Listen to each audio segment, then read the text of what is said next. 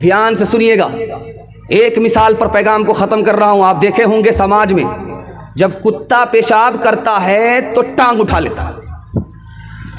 آپ نے دیکھا ہے کتا پیشاب کرتا ہے ٹانگ اٹھاتا ہے. کیوں اٹھاتا ہے یہ راز آپ کو بتا رہا ہوں. جب کتا پیشاب کرتا ہے ٹانگ اس لیے اٹھاتا ہے کہ ٹانگ میں پیشاب نہ لگے، اس لیے اٹھاتا ہے. لیکن اسی کتا کو دیکھیے گا منہ سے پخانہ اٹھا رہا ہے تو اس وقت اس کو نظر نہیں آتا کہ ٹانگ کو تو بچا رہے ہیں، منہ کو کیوں نہیں بچاتے. یہی حرام کمانے والے کا حال ہے. وہ پیشاب سے اپنے کو بچاتا ہے، پخانہ سے اپنے کو بچاتا ہے، یہ گندگی ہے. لیکن پیشاب پخانہ سے بھی زیادہ گندی چیز جو حرام ہے اس کو حلق کے نیچے اتار رہا ہے. دیکھیے انسان کو حرام کہاں پہنچاتا ہے. آخری مثال پر پیغام ختم کر رہا ہوں. آپ لوگ سننے کے لیے یہاں سے لے کر کے وہاں تک تیار ہے؟ دونوں ہاتھ اٹھائیے انشاءاللہ. بیٹی کی شادی فری میں کریں گے ہاتھ اٹھائیے انشاءاللہ. بیٹا کی شادی فری میں نہیں کریں گے ہاتھ اٹھائیے انشاءاللہ. دھیان رکھیے گا، تیزی کے ساتھ نکل جائے گا، بہت تیزی کے ساتھ نکل جائے گا. دھیان سے آپ دیکھیں گے کتا کو کوا کو، دونوں کے فرق کو دکھا رہا ہوں. کوا کو کوئی چیز اگر کھانے کی ملے گی وہ اکیلا نہیں کھائے گا، پوری بستی کے کوا کو جمع کرے گا. پوری بستی کے کوا کو جمع کرے گا، سمدھی کو بھی، سالا کو بھی، داماد کو بھی، سب کو جمع کرے گا. جب سب لوگ جمع ہو جائیں گے تب وہ کھائے گا. لیکن یہی حال دیکھیے دوسری طرف کتے کا.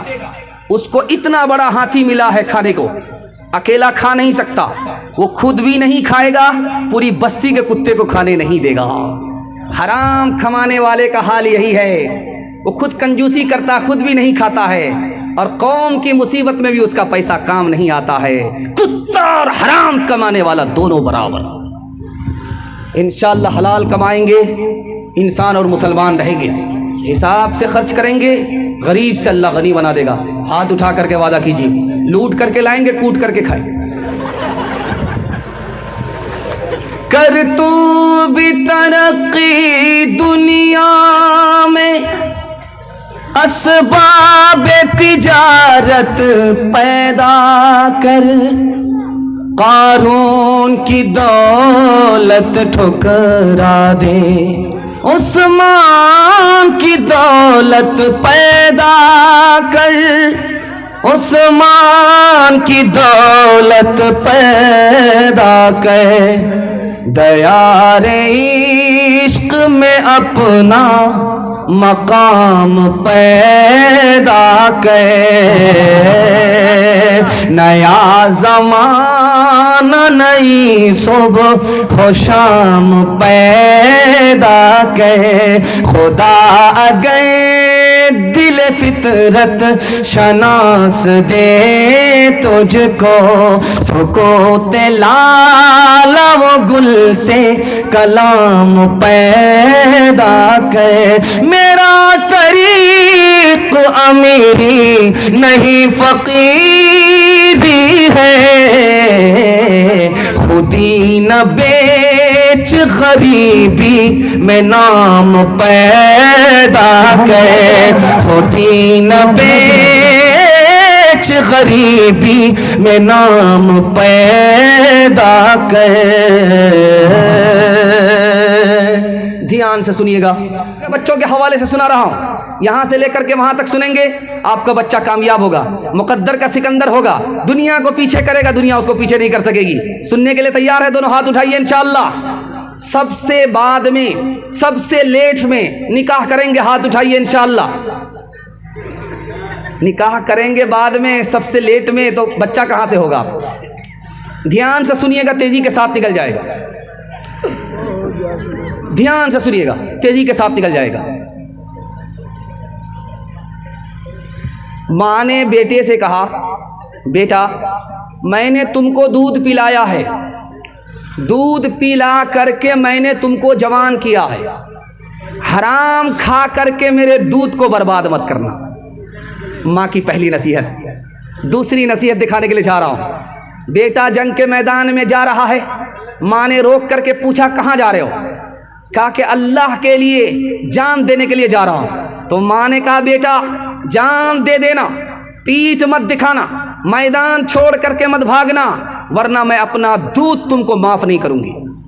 بیٹے کو پھانسی پر چڑھا دیا گیا، ماں لاش کے پاس آتی ہے، کہتی واہ رے بیٹا الحمدللہ، واہ رے بیٹا الحمدللہ، واہ رے بیٹا الحمدللہ۔ لوگوں نے کہا اس بڑھیا کا دماغ چل گیا، مصیبت دیکھ لیا، بیٹے کی لاش کو دیکھا ہے، اس کا دماغ کام نہیں کر رہا ہے، یہ الحمدللہ پڑھ رہی ہے۔ مصیبت میں انا للہ بولا جاتا ہے اور راحت میں الحمدللہ بولا جاتا ہے، یہ تو ماتم میں انا للہ کے بجائے الحمدللہ بول رہی ہے۔ اس ماں کا جواب سنیے، میں نے اپنے بیٹے کو دودھ پلایا تھا، عالم بنایا تھا اسی دن کے لیے کہ راہ حق میں صحیح فتویٰ دینے میں اپنی گردن کٹا دینا، لیکن صحیح کو صحیح بولنا، غلط کو غلط بولنا۔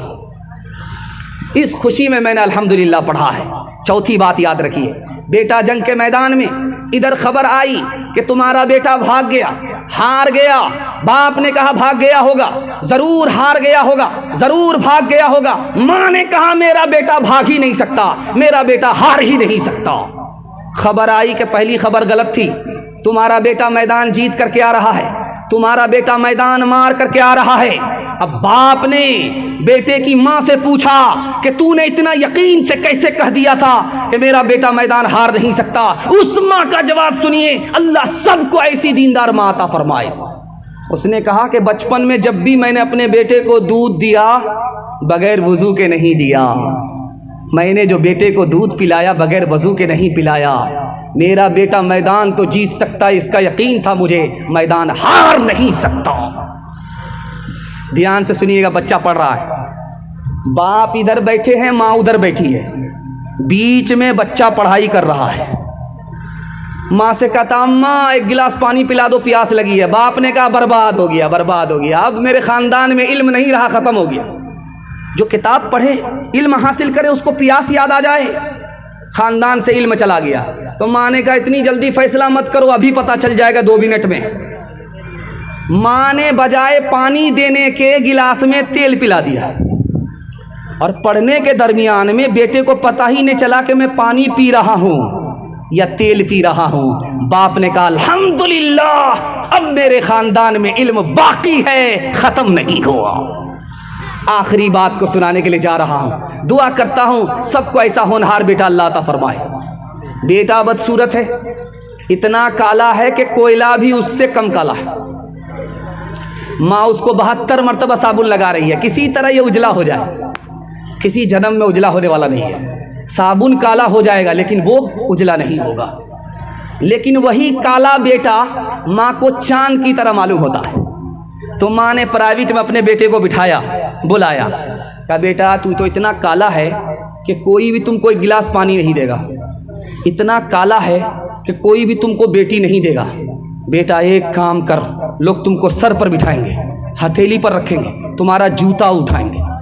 تو کہا اماں کیا کام کرنا ہوگا؟ کہا تم علم حاصل کرو، سب سے زیادہ علم حاصل کرو، سارے بچوں کو پیچھے چھوڑ دو، سب سے آگے نکل جاؤ، کالا ہوا تو کیا ہوا، صورت نہیں ہے سیرت تو ہے، تم کو لوگ ترقی پر اٹھائیں گے۔ اس بیٹے نے اتنی محنت کی، اتنی محنت کی کہ وہ مکہ کا قاضی ہو گیا، لوگ ترقی پر اٹھانے لگے، جوتیاں اٹھانے لگے۔ اللہ علم کی برکت سے ذلت کو عزت میں تبدیل فرما دیتا ہے۔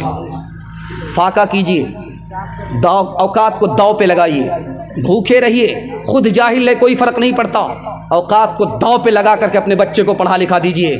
کھانا کھلا رہے ہیں بچہ بھول جائے گا، اچھا کپڑا پہنا رہے ہیں بچہ بھول جائے گا، آپ نے بچے کو پڑھا لکھا دیا، وہ زندگی بھر احسان یاد رکھے گا۔ ہاتھ اٹھا کر کے وعدہ کیجیے انشاءاللہ۔